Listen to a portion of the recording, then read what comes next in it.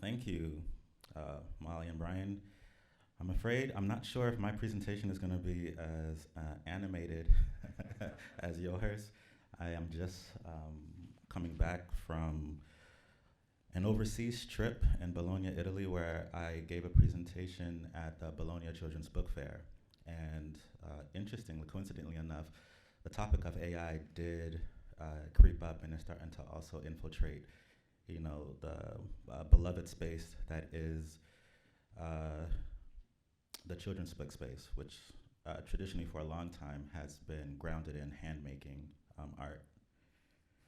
So for those of you who do not know me, my name is Eric Telfort. I am the department head in illustration and also an associate professor at RISD.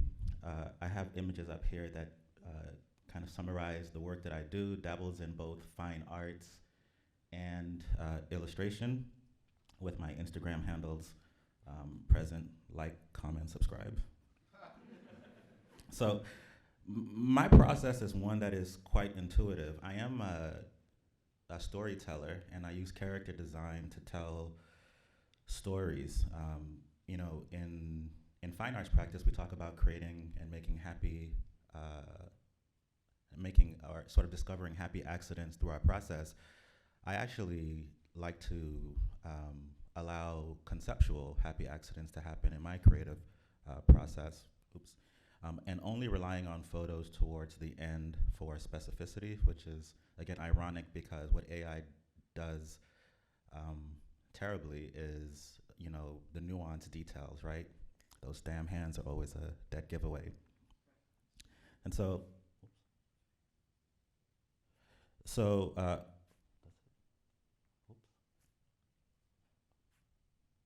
sorry. So in a character design,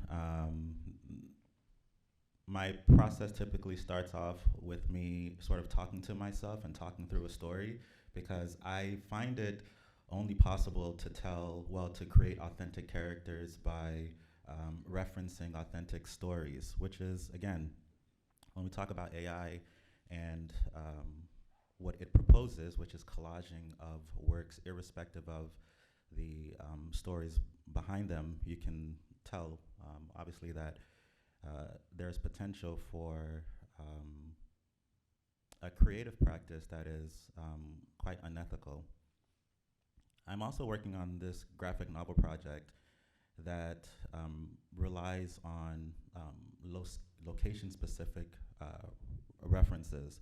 What I like to do is generate stories by actually immersing myself in a culture and interfacing with the people of those cultures to get a better sense of the relationship between the human experience and the art process. I believe that in order to tell stories that resonate, one must either have a lived experience or permission by those who have lived those experiences.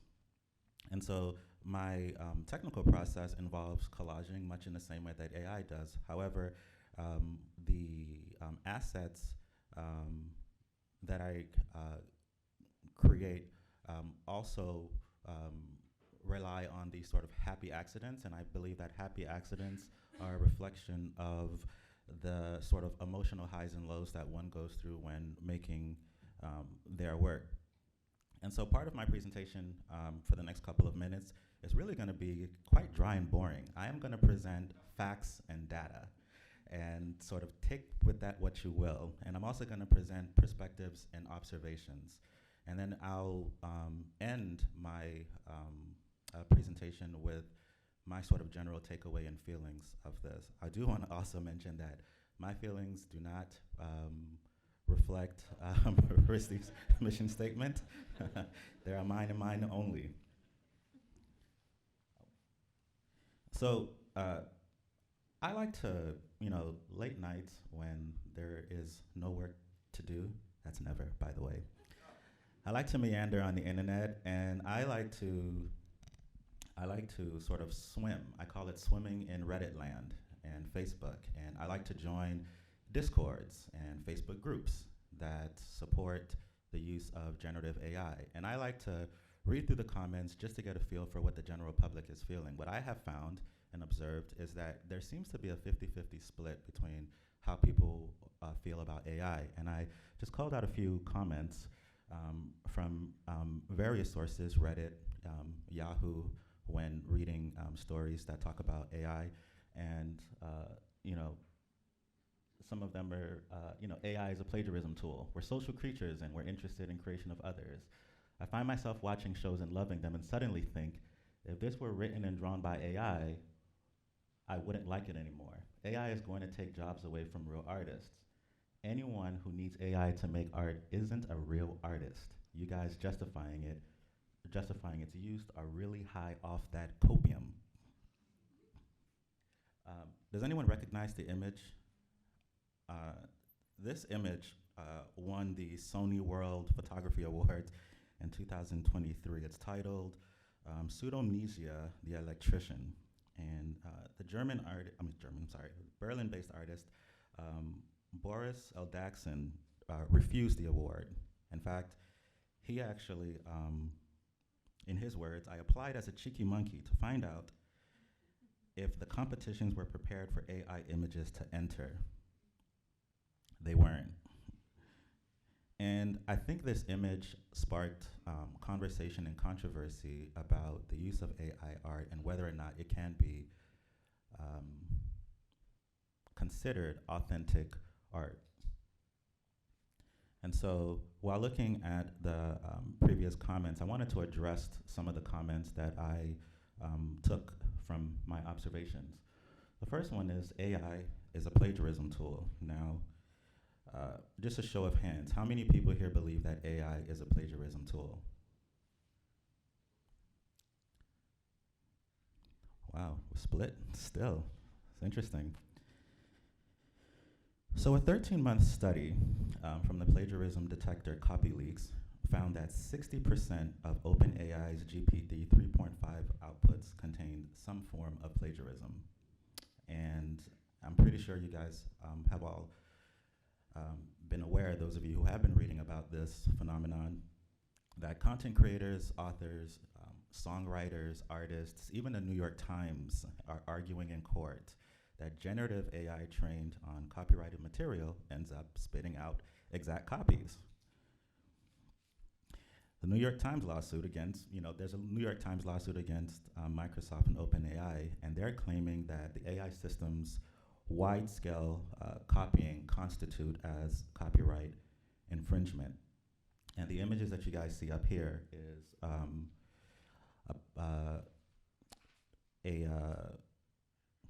sorry guys, jet lag, is a grid of images that has been floating on the web, those of you who are in the Twitter space, in which the artists from the field that I find most affinity to, the creative industries and the entertainment world, have been arguing for a long time, way before, I guess there's been a groundswell now, pushback against AI, and that AI can and will, in fact, plagiarize creative works, right? Which was the argument that, again, big tech companies were arguing that it does not do that, that it creates new images and new creative possibilities. So when I speak to a lot of my colleagues now who are working out West, they also argue that AI, or the threat of generative AI, threatens creativity. It limits the possibilities of what is possible. And me being cheeky, I always push back and tell them, well, if we're going to defeat AI, we need to first start with defeating this, which is the Killmonger swoop cut, which is not generated by AI, but generated by us, the artists and illustrators, right? If we're gonna find ourselves arguing and pushing back against this Death Star of an AI generator, claiming that it limits our creativity, we need to also start limiting. We need to stop limiting our own creativity and creating things. So, please, anyone, if you're listening out there, stop using the Killmonger swoop cut. Should AI tell human stories? Now, this is where I would like to offer some of my own thoughts and opinions on this, and that is that I think the unique aspect of the human experience is where process is created, and at least should be a large part of the point, right? Uh, on top of the ethical concerns that I have with AI, there's one that is existential and moral that conflicts with the capitalist nature of why AI is becoming so much more prevalent, right? We're social creatures and we're interested in the creation of others. And with NVIDIA stock rising, the dependencies of automation being adopted at the rate that it is, I wonder, how much we are, I hate to say the word deleting, but how much we're compromising the preservation of the human experience by allowing or becoming so dependent on AI. Has anyone seen this image? This was presented recently at CES. It's NVIDIA's ACE. It's a custom AI model that will integrate interactive avatars into games. And the avatars in the games will be able to communicate with players and generate stories. Now, again, this is just, in my opinion, I feel that by integrating systems like ACE, I wonder on a practical level how this works, because most games, when they tell a story, they're sort of a larger message. And so I'm very skeptical about how randomly generated conversations will sort of lead to a common theme. And these are numbers. These are uncomfortable numbers that I wanted to show you guys. And there was a CVL economic survey that was recently done on the impact of AI on jobs. And you can see the adoption of AI into the creative industries, many of which our students at RISD come to school to prepare themselves for, is being affected by almost 50%.